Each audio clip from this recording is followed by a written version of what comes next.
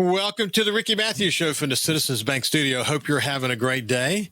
We're going to be joined in the first half of the show with Julian Rankin, but in the second half of the show, it's a fascinating discussion we're going to have with Deputy Edgar Vasquez Silva. He's actually with the Stone County Sheriff's Department, and he has a DACA.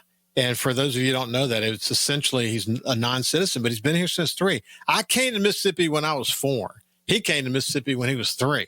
He grew up here. He loves it here. It's home. America's all he's ever known. But and he works for the Stone County Sheriff's Department. But he's one of those ones that kind of slipped through the cracks. He loves America, and he's just trying to figure out how, in this really complex world we live in, as it relates to immigration, with the polarizing ends deciding the conversation, how do we keep people like Edgar from falling through the cracks? It's going to be a fascinating conversation. Without any further ado, let's move over to my friend Julian Rankin, the executive director for the Walter Anderson Museum of Art, one of my favorite nonprofit leaders on the coast, always has been, always will be. How you doing, Julian? I'm doing well. It's a beautiful time in coastal Mississippi. Listen, it doesn't matter who I talk to. Every time we talk about Ocean Springs, the vibrancy of Ocean Springs is always the center of the discussion. And of course, the Walter Anderson Museum comes up, time and time and time again. But do you feel the responsibility? In this vibrant city with over 100 restaurants and all, the big fight in the city about what does it still want to be when it grows up? We just heard that through the mayor's race, trying to find that nice sweet spot between being a bedroom community and being this thriving, downtown area. Finding that sweet spot is kind of the magic in that city right now. It takes genius to figure that out. But you're right in the middle of all that. And it's a good problem to have, isn't it, Julian? It is. I grew up in Oxford, Mississippi, up north. And I think we're in Ocean Springs on a similar trajectory because people find a place they love and they want to invest in it and move there. And there's unintended consequences of that kind of intense development, but also it's what you want in a place is for, to be growing. And so like you're saying, growing pains are difficult, but they're what you want. We didn't all get big and strong without some growing pains. And so you do want that. But, as we sit here downtown, on the southern edge of the Arts and Entertainment District in Ocean Springs, we're right next to the Springs Hotel, the beautiful high-end boutique hotel that is a homegrown asset to the community with Joe and Jessica Cloyd and Rain Properties, who also help with the Roost and the Inns at Ocean Springs and the Beatnik and all these cool places that do come from folks who live here and know the community. And you have to balance and value that in a different category, similar to like you're talking about immigration. Not all things are created equal. There's a spectrum of investment and development is necessary. But you do want to, be careful because you don't want to lose the quality of life and the cultural character that makes your town or city or place so desirable. I think Oxford is a great comparison. I'm glad you brought that up. It's interesting. Literally just this morning, I was on the phone with Alex Littlejohn. Do you know him? He used to be with the Nature Conservancy. Just a really talented dude. I've worked with him on a number of issues like the Outdoor Stewardship Trust Fund and many others. And he is now, he's moved from the Nature Conservancy. He's working for one of the big forestry companies, timber companies, doing national land management around the United States. But he's such a talent. He's such a bright talent. But he lives in Oxford. And he was making the point to me this morning that Richard Cross, who took over for Paul Gallo after Paul's unfortunate death, who's doing the morning show now for SuperTalk, Richard lives in Oxford. And it's cool for 2 reasons. He was pointing out that Jackson tends to be a little bit like Washington. You get into this kind of inside the beltway thinking, and you forget that 51% of Mississippians live in rural areas and all these things that are going outside. That's why I'm pleased to be able to do this show from the coast. But he said, so that's one of the points. It's good to have someone who's on the show that's from somewhere else, like, lives in Oxford, where he does his show from, just like I do my show from the coast. But the other thing is that, that he's actually from Oxford, the town that Alex is from. And so he represents that sensibility and that vibrancy that Oxford has become. I look at old pictures, Julian, of Oxford, old pictures, and I think about, a lot of the downtown areas. Lexington, Mississippi comes to mind. They all look a little bit the same. You got Lexington looks a little bit like downtown Madison and downtown Oxford. Some are still sort of in the state they were in, like Lexington back, many 100 years ago. Some have transformed, like Oxford. Oxford's probably at the top of the list of transformation. But man, Ocean Springs is not far behind. It's unbelievable, the comparison of those 2 points. Yeah, and I think both, again, have that cultural center. So you think about Oxford, obviously there's Ole Miss, the university, but you also have William Faulkner, this singular Mississippi genius, in the literary world. Well, down here we have Walter Anderson in terms of Ocean Springs. And so I don't think it's a coincidence that you do have an anchor that is arts and culture that has really inspired a lot of the progress over all these decades. I mean, that's something I take seriously, of course, as a museum professional, a cultural leader, but someone just who grew up on Mississippi stories. And some of that is in the environment itself, the live oaks that we have down here on the coast and in Ocean Springs. But some of it is just the vibe that you get from knowing that beautiful things were made here, that there's possibility here and aspiration and flourishing, both in nature, but also in the human community and through all of our talents. And that's something that's the soft power of places, is they have, a story to tell. And we certainly have that here. And so I think as leaders continue to strategize about policy and investment and all these things, you can't undersell and forget about that underlying foundational story, which makes any place different from another place. And that's why people gravitate towards those places. So I've mentioned on the show, I'm in the process of writing a book, and the book is about hope. And the 20th anniversary of Katrina is the one is what spurred me finishing it. I started writing it literally in the weeks after Hurricane Katrina, and it's taken on a bit of a larger premise now. It's not just about Katrina, but it's really about how life's lessons and life's experiences shape us. And it's a series of 26 lessons that are all forged around this notion of hope and having hope in our lives and influencing others. And it won't surprise you to learn that the last lesson, lesson 26, is a lesson about telling your story, sharing your story, and the power of that. And for the power of that from a mental health point of view, the power of that from an inspiring others point of view, it has so many implications. And you get that, don't you? Well, I was fortunate to be brought up, in a place that valued that. John Grisham was coaching Little League soccer when I was growing up in Oxford. I mentioned Faulkner, Willie Morris, and Larry Brown, all these writers. But also, just like you're saying, I've lived into that. And when you go to any of these Mississippi small towns, we have such characters here.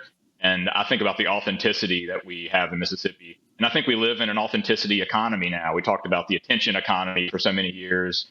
That's still around. But I think now people are really gravitating to who has a unique story to tell in this age of AI. And, when robots are ruling the earth, we're going to still value the stories that really pull at our heartstrings and are grounded in something that's more meaningful. And Mississippi has always been, a cipher for not just the South, but the American imagination, like you're saying, hope. And in the times of darkness, how do you emerge from that into light? I mean, Mississippi is powerful in that way. And that's what we all have to keep in mind and take seriously if we're in a position to tell that story for the 21st century contemporary community around us. Gosh, it's so important. It's so important on so many different levels. I think about young people and their peer-to-peer work, what we've witnessed, unfortunately, in Jackson County with the number of teen suicides and whatever, the power of storytelling, even for kids, even at that level, talking to a parent or a guardian or a mentor or a friend. People guard their stories, and they should tell their stories. And they would be the liberating factors associated with that are so powerful. You mentioned Willie Morris. One of the beauties of working for the Sun Herald is that I got to meet a lot of people. And one of the people I got to meet along the way was Willie Morris. And he was I'm trying to remember. Oh, I remember what it was now. It's all coming back to me. The Courting of Marcus Dupree, the book that he wrote about Marcus Dupree. And that wonderful book. My goodness, man, what a great writer Willie Morris was. But yeah, I have a signed copy of The Courting of Marcus Dupree, and I had a chance to chat with him a little bit. But what a personality on top of being a great writer. Well, I'll leave you with a little anecdote on that note is, when I was living in the Mississippi Delta as a young child, there was a locally owned restaurant. One of our neighbors had it out of their house, and they had a bar in there that the husband of the family ran. He was the bartender, and Willie would come in there often and get his bourbon and sit with us. And the kids, I was friends with the daughter. We'd have our Shirley Temples there with Willie. And he would do this magic trick. He'd pull a dollar out from behind our heads, like, what's that behind your ear? And he would always tell us that the one lesson he wanted to impart, and I think this is a lesson for all Mississippians, is there's a gold mine between your ears. And that's going back to what you said, is those stories we have, we need to mine those and activate them to find the real value.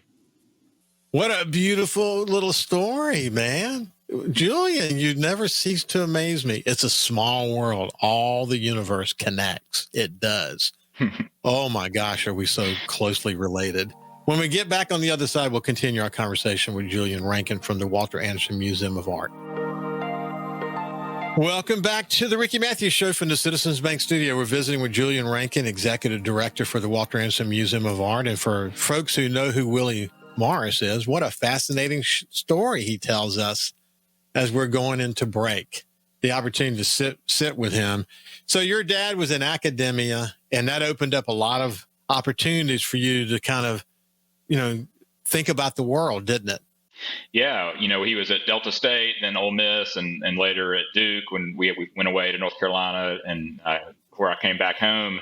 And like I was telling you, these legends, these giants of Mississippi culture were walking around amongst us as they are today. And it was this lesson that not only are these normal people, but being from Mississippi is its own superpower in some ways, because you saw, what folks were able to do with the inspiration of these homegrown stories that are rooted here. There's so many of them. Bill Ferris, who pioneered a lot of the blues scholarship in the 70s, that really launched, so many into kind of scholarly circles. And he used to have, B.B. King come up there to Yale when he was teaching at Yale. He ran Clinton's National Endowment for the Humanities before, being at University of Chapel Hill. But while he was at Ole Miss, he started the Center for the Study of Southern Culture. And this idea that Mississippi should be the place where we really study these things, the meaning behind what it means to be from the South, but from Mississippi specifically, because we're not only the birthplace of America's music, but as Walter Anderson said, as he was canoeing the Mississippi River, he drank from the water and called it a distillation of America. And I think that's important for us to remember, is that so much of this is ground zero for so much of what Mississippi and America means for the world. It's interesting. The older I get, the more immersed I want to be in it. And since I have a place up in the Mississippi Delta, I think about it a lot. I've listened to a lot of the old music.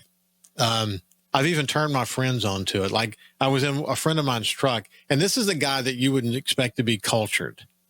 And he says, I want to share something with you. I said, okay, good. So he turned some music on. It's Robert Johnson, from the original music from Robert Johnson. And he said, the first time I listened to this, I didn't really appreciate it. But the more I listened to it, I really understand why Eric Clapton and so many other people were so enthralled by this guy. I said, listen to you, man, talking culture like that. You would have never expected. But people, when they hear it, they see it, they get connected to it. It's hard to turn them away from it. Mississippi is in a very special place in history. And I love the way, as we talked about Mississippi being the birthplace of American music. When you think about that, you immediately go back to Walter Anderson. Everything kind of goes back to Walter Anderson and the influences that he had. But what a Renaissance man that dude was. My goodness. He would be blown away to hear me and you even talking about him, wouldn't he? Oh, yeah, totally. And to kind of pick up what you were saying, the Rolling Stones, another a group influenced so much by the blues. I mean, when they were hearing those old Howlin' Wolf tracks and all that old blues music, that's where they got a lot of the sound that we now know. And so, Southern culture travels and Mississippi culture travels across the world. And Walter Anderson traveled. I mean, he was, again, based here in Ocean Springs and across the coast, but he went all over the globe seeking out inspiration that he could bring back. And so, we were talking earlier, leading into this conversation about the museum's expansion in Ocean Springs. And, one of the new properties that we've finally finished developing right behind the museum is called The Traveler. And it's both an immersive exhibition space, but also a coffee shop and restaurant and venue and green space for the community. And so we've been able to take what Anderson did, going all over the world and bicycling into Florida and Texas and going to China and Costa Rica, and bring that together as an inspiration for, the menus that we have in there, but also get the contemporary artists here on the coast and across Mississippi to create work, rebuild Anderson furniture he designed, and show that the story continues and is still continuing to this day. I'm really looking forward to coming over and taking a look at it. I don't get out much, but when I do, the next time I do, I will try to get by there. I'd just like to see this thing you and I have been talking about, this dream of expanding this campus. And so it's wild that it's coming to fruition, isn't it? Yeah. And, when we were talking years ago, we still have another project across the street, 5,000 square feet of new construction. That's site work is done. That's the creative complex. It's educational and STEM and, all the different opportunities that'll be over there with the kind of high tech new construction. But in those intervening years, we had this 100-year-old house behind the museum that has now been converted into the Traveler. And so we leaned into that old original object. And I think it's an example of the kind of development we were talking about, where Ocean Springs occupies this place between past and present. And so how do you honor the past, but bring it forward and activate it for people to interact with now? And so when you go through the galleries here and you see so much about, the maritime world on the coast, or the blue economy and the seafood industry in Anderson's pictures, now you can go over to the Traveler, and one of the menu items is the coastal banh mi, and it's got Tay's smoked tuna dip on there on a La Bakery bread, baguette from Biloxi and La Bakery. And so this is curating those ingredients and curating those storylines together so people can taste and interact with the story in a different way. That's our vision for what the museum should be. It's not just the art on the walls, as I've said many times. It's about trying to get people to really make it part of their everyday life. And so we're really thrilled with this new addition. People can just come and relax, have a meeting, but also be surrounded by really cool art and murals and sculpture. And so it's been a wonderful couple of weeks as we've opened the Traveler, and people definitely should come check it out. That's really cool. Hey, listen, let me check in with Kyle, our producer, real quick. I noticed that his sound is coming in and out, Kyle, a little bit. So it's good on your side? Yeah, I mean, it's coming in and out. It's the earbuds. So it's okay. That's okay. Hey man, this is authentic. We're real time. We will continue right on down the road. So Julian, I know this to be the case. So many people come to Ocean Springs and they just gravitate toward the Walter Anderson Museum, and you get to meet a lot of people who are here for the first time. And in fact, one of the things I like about when I go to eat there, like especially for lunch, it's fun to see people, and from time to time bump into them and see where they're from, because you'll find them from everywhere. But what if people who are here for the first time that just accidentally just tripped off of I-10 and felt the sucking sound that was Ocean Springs that brought them there, and they end up in the Walter Anderson Museum? I'm sure you see people like that all the time. What do they say to you?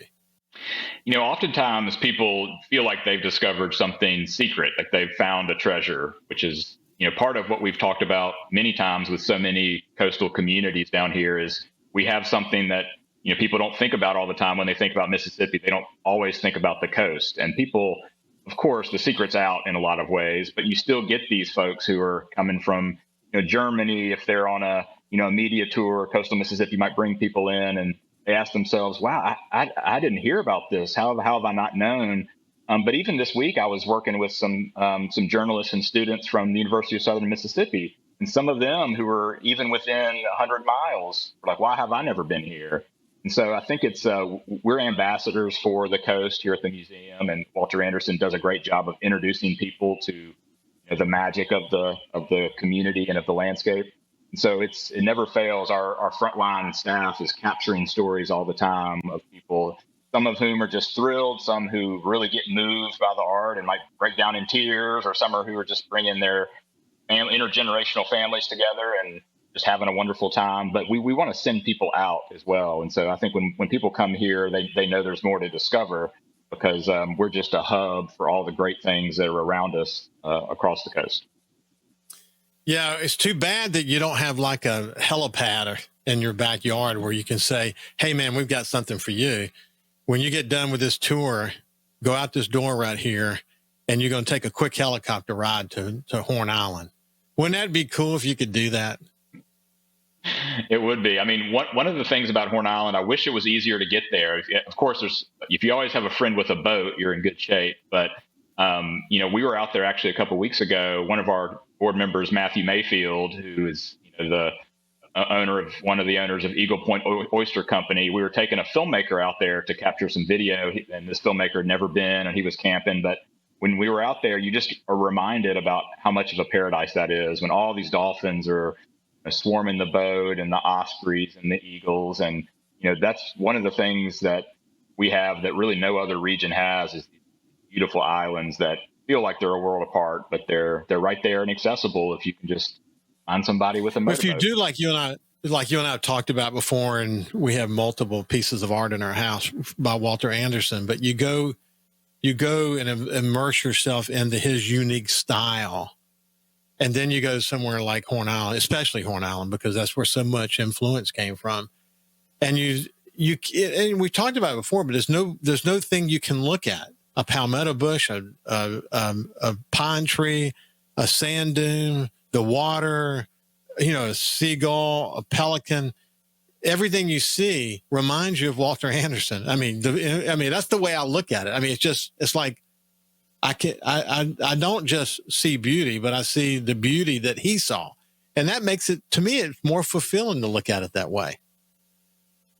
Yeah. And the thing I'll say that I've heard before from the family members, the sons and daughters of Walter Anderson, is that the thing he left us with is looking at our own backyards, our own islands, our own landscapes with new eyes, to see the wonder and the curiosity and the magic that he saw in it. And like you're saying, it changes your perspective and the way you look at things, to know what it all means and the value of it. I've been all over the place, including Key West, and still Horn Island is my favorite place, especially now because the water out there right now is beautiful. It's clear. Woo, it's beautiful. Okay, listen, we're out of time. Julian Rankin from the Walter Anderson Museum. It's been a pleasure to spend some time with you, my friend. Thank you. You have a good day. We'll see you after this break.